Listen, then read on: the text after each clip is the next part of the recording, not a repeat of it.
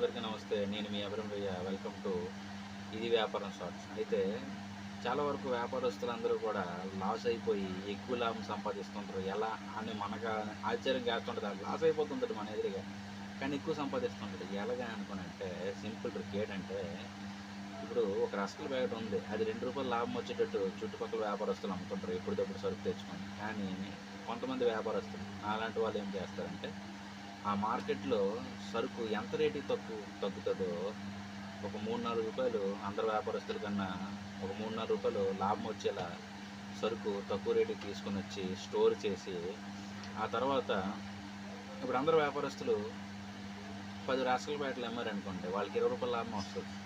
కానీ మేము 5 అమ్ముతాం. మాకెంత వస్తది? ₹15 లాభం వస్తది. కొన్ని పోతాయి. తర్వాత మేమేం చేస్తాము? రూపాయి లాభంకి అమ్మేస్తాం. మిగతా వ్యాపారస్తులకి మేము కాంపిటీషన్ అయిపోతాం. అప్పుడు దాని ద్వారాగా ఇంకో 5 అమ్మితే ₹5.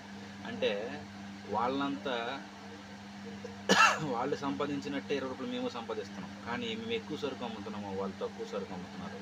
నెక్స్ట్ ఇంకోటి ఏంటంటే, మా బిజినెస్ స్టాండర్డ్గా ఉంటుంది, వాళ్ళ బిజినెస్ స్టాండర్డ్గా ఉండదు.